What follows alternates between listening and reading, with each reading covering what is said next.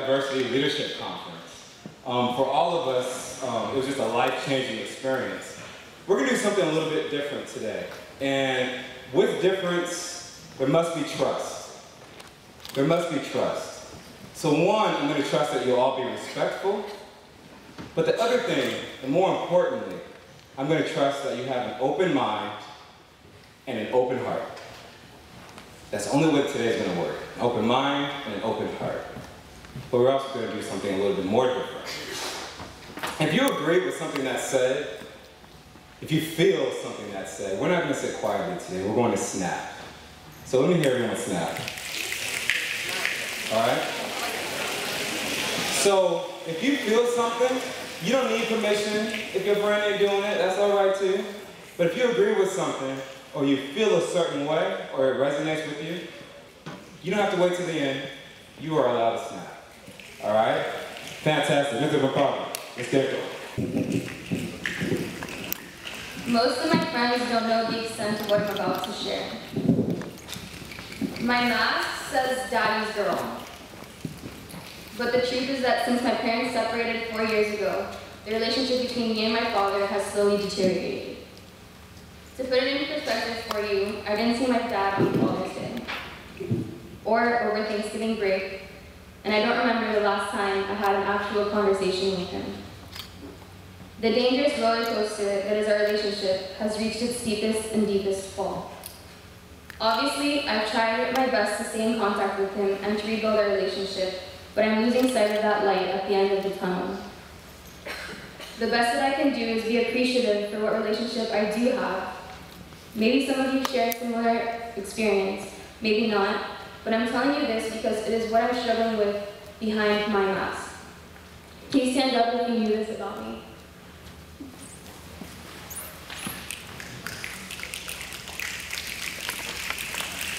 As you can see, the masks we wear shield us fairly well. What I want you to understand from my talk is that you can't know the extent of what the person sitting next to you is facing. Good morning. Hello. The word on my mask is reveal, right? Reveal. In honor of Dr. Martin Luther King and all the great things he did, I think it's important for us to understand that with all of his accomplishments, none came without pushing through some discomfort, angst, nervousness, pain. All of the people that are going to come up here today and speak to you are nervous about speaking in front of such a large audience, but we're pushing through it. And that's what growth is all about. And when I went to POCC, what I saw were thousands and thousands of people who were willing to stand up in front of peers and strangers and reveal some of their innermost painful or pleasant memories, or things they didn't know, like Miranda just shared. There's no way we can push through so many of the hurdles that we have to get over and get by without being willing and confident and strong enough to reveal something about ourselves. Like Miranda just gave you a story about her dad and her relationship. Not very many people here know that I didn't meet my father, my biological father, until the day after my wedding. Not many people here know that the half-sister that I was raised with, I haven't spoken to in probably 8 years. Not many people know that I have a history of alcoholism and abuse in my matriarchal family. And those are things I haven't chosen to share before, but I want my students to know that just like I ask them each and every day to push through their fears in order to grow academically, I'm going to do the same thing here.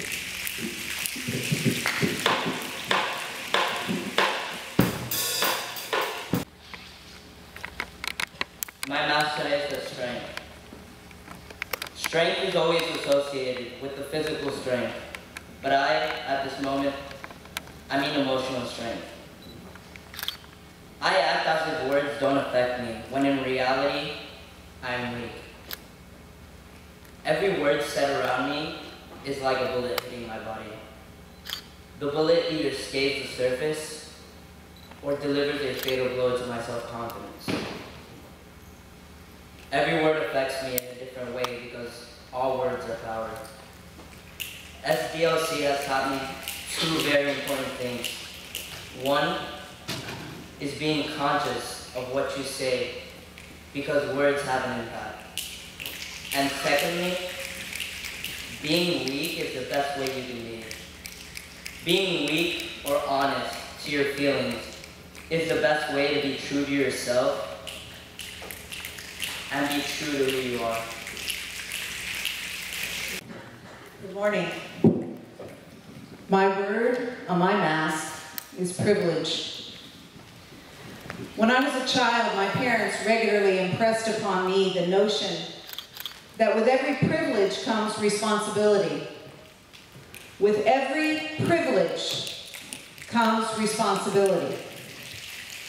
Recently, I have begun to understand that the privileges afforded me by the color of my skin include not having to think about whether the neighbors in my housing development will be neutral or pleasant to me.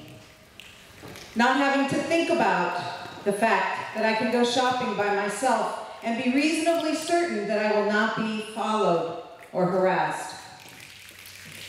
Not having to think about instructing my children to be aware of the racism that may risk their physical safety. White privilege is aptly described by Peggy McIntosh as an invisible package of unearned assets, a weightless knapsack of special provisions, assurances, guides, code books, passports, clothes, and blank checks that I can count on.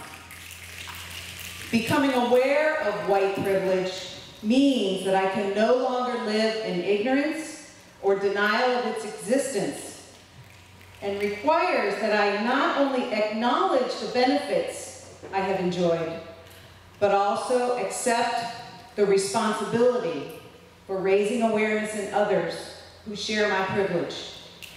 I can no longer remain oblivious to institutional racism and to the systematic marginalization of people of color. Hi, everyone. Hi. Good morning. Okay. Every day we see people. Words do not need to be exchanged in order for us to recognize their presence. But it is our duty to not only recognize them, but appreciate them. Among all 7 billion people on Earth, no two are exactly the same. We have different ethnicities, religions, ages, sexual orientations, and personalities, and so much more. Like, there are like 1,000 ways to eat an Oreo, and I'm sure the person next to you doesn't eat an Oreo the same way you do, okay? But my point is that we all have a story to our name, and that story deserves to be read by everyone, including yourself. Before loving others for who they truly are, you must love yourself for who you truly are. Read your story loud and proud. Read it to yourself, and read it to others you do not know. Read your story without a mask, and let others read their story to you. At the Student Diversity Leadership Conference, I found out about so much who I am and who I aspire to be. I learned that appreciation of yourself and of others is the first step to having a new and positive view on the world. I am taking off my mask, and I hope that one day, if you wear a mask, you can find the bravery to do the same. Being yourself can be difficult, but it is so vital in finding yourself and finding the light in others. And remember, you are not insignificant. You are a unique story that deserves to be read and to be loved. Thank you.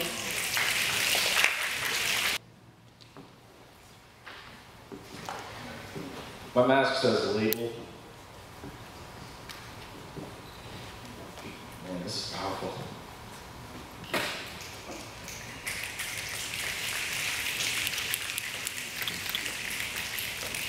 Okay, so when I was at this conference, somebody said, in order to get a glimpse of what oppression might feel like, put yourself in this situation.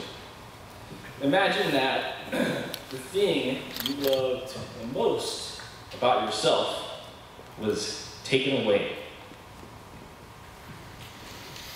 How do you feel? How do you go on? How do you act normal? So here's the story.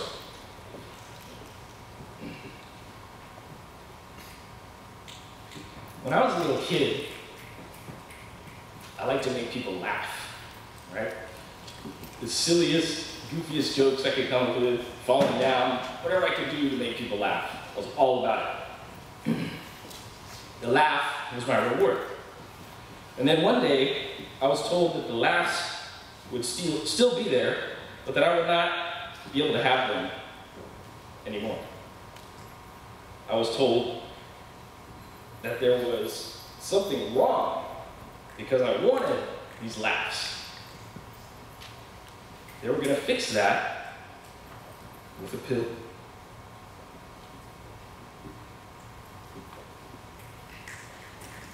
So at 8 years old, I watched my jokes go by. I couldn't grab them. They were out of reach. I couldn't say them in time. If I'd say them, they were always late, and kids would roll their eyes and make a face like, oh, what a weirdo. And so, I was labeled. The laughs at my jokes became laughs at me. My favorite thing was gone. Snap your fingers if you understand feelings, violence.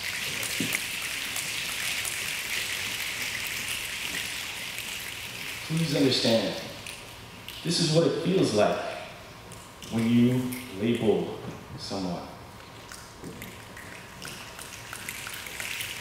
Inclusivity means to include people. And inclusivity is an expression, above all, of love. For me, standing up for myself and standing up for what I believe in, no matter how strong my convictions, is not always easy. It takes great strength to be the type of person that isn't afraid to speak his or her mind and challenge the status quo. It is far easier to let things slide and ignore an offensive remark or ignorant comment than voice your concern and create what could potentially be an uncomfortable conversation. It can be even more uncomfortable trying to find the right words to challenge others in a respectful manner. But the more you ignore that feeling you get when you know something is just not right, the pit in your stomach or the tension that begins to build up from within, the more you let others cut away your soul. If you condone certain behavior, it will simply continue. No matter how small these microaggressions may seem, they take their toll on you. When we feel deep down that something is wrong, we must speak up, or we are guilty of perpetuating ignorance and ill will. I'm wearing my mask of acquiescence and won't conceal my truths and my convictions. I'll stand up for what's right so we can have an inclusive environment here. My mask says comfort.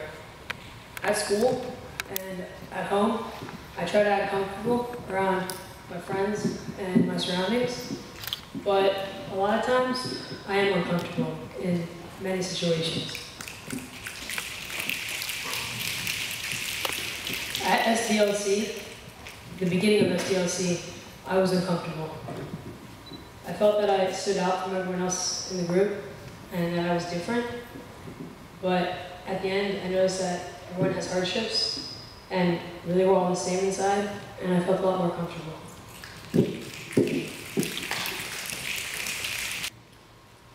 Colorblind is the word on my mask.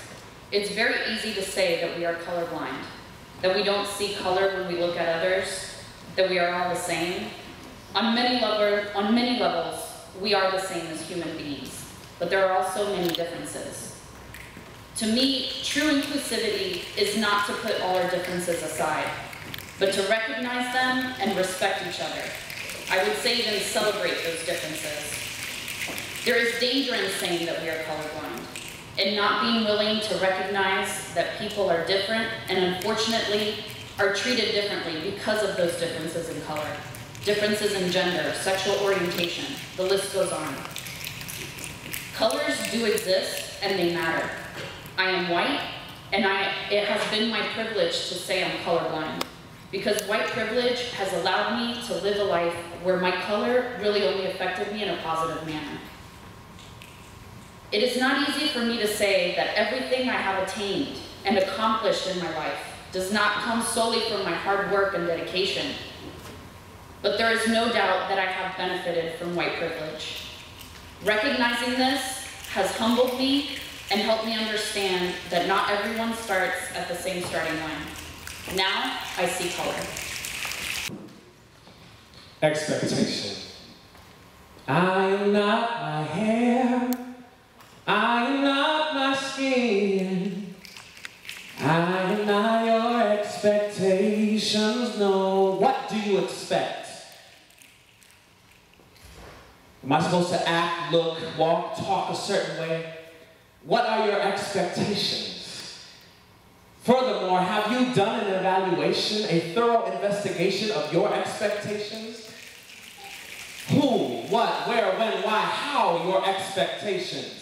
You see, in our incessant attempts to satisfy our innate desire to quantify and categorize the magnitude of what we see with our eyes, we play the game.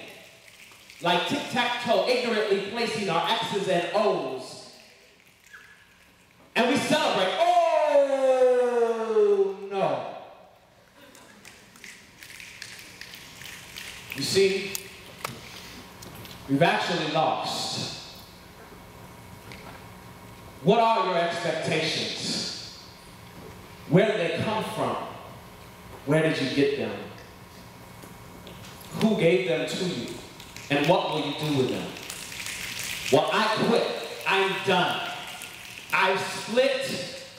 I'll now become someone who trades my mask of fear for peace, sorrow for joy, of me for truth and me for you. I will trade masks of neglect for love. In fact, everything for love. Expect nothing but love. And I will tear my mask off and sing, I am not my hair, I am not my skin, I am the soul that lies within.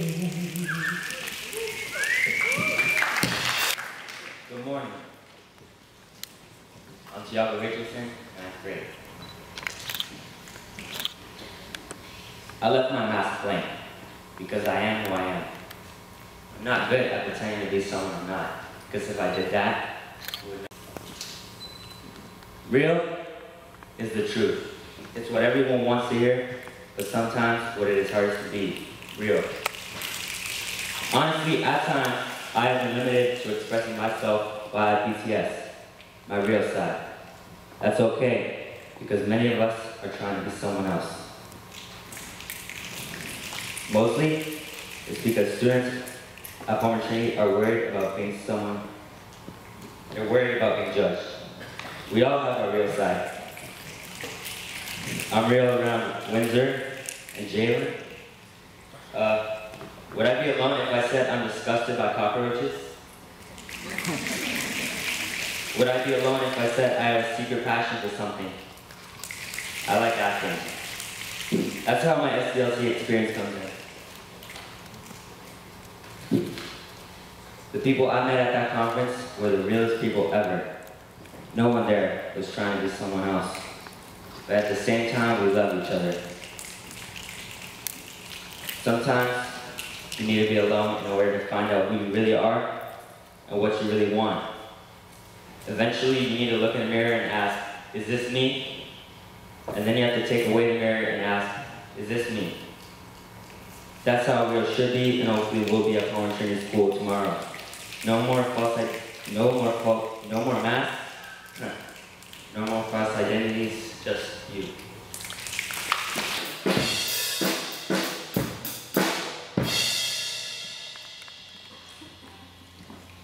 Good morning, Former Trinity. The word on my mask is confidence.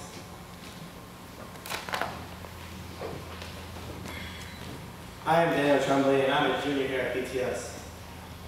Like some of you, I've been here since my 6th grade year. I've really enjoyed my experience.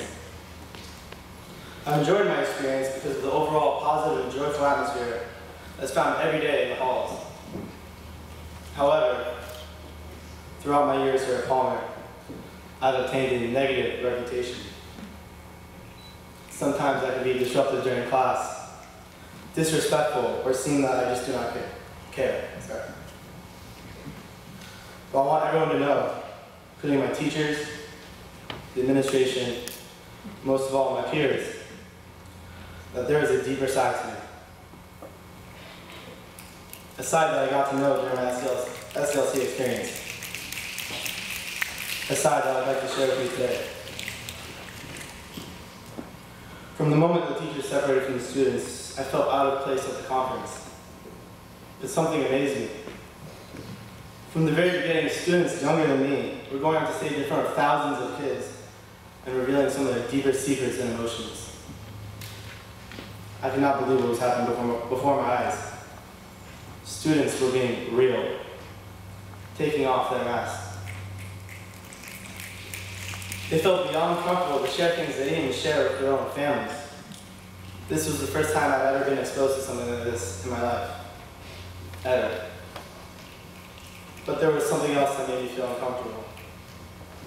I felt that the problems in my own life didn't matter, were insignificant compared to what others were revealing.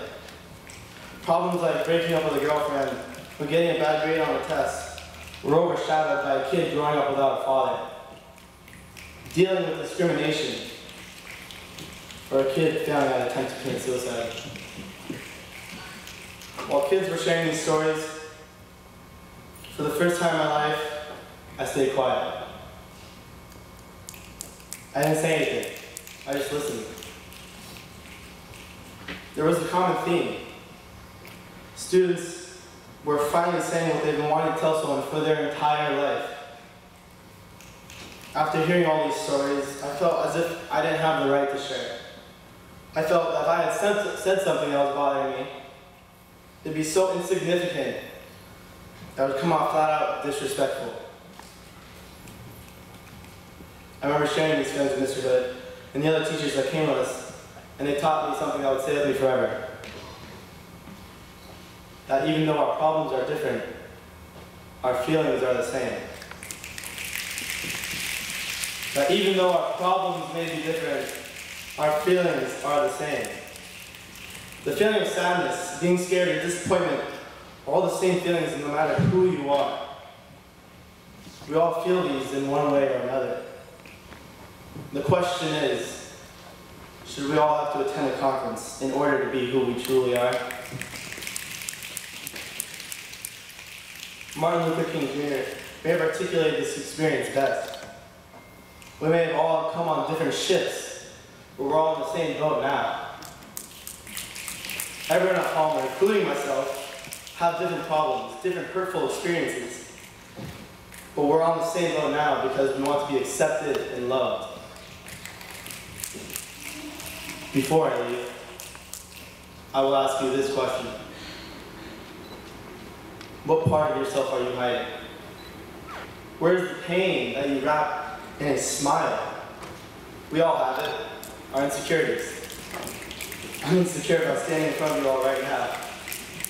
But hey, that's just one less thing I have to hide. Palmer Trinity, I challenge you.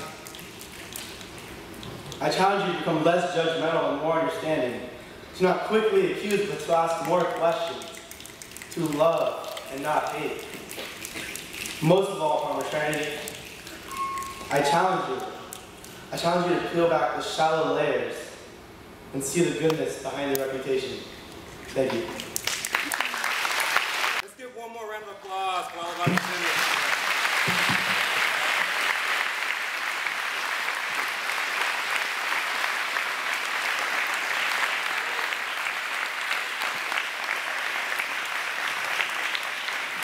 It took a lot of bravery for them to come out and to be authentic and to expose a small part of themselves. We hope next year that we have more students who sign up for the SDLC. And on that, I tell us all to walk out of here, be open, and begin to take off your mask. And actually feel free to come see them if you'd like, all right? Seniors dismissed.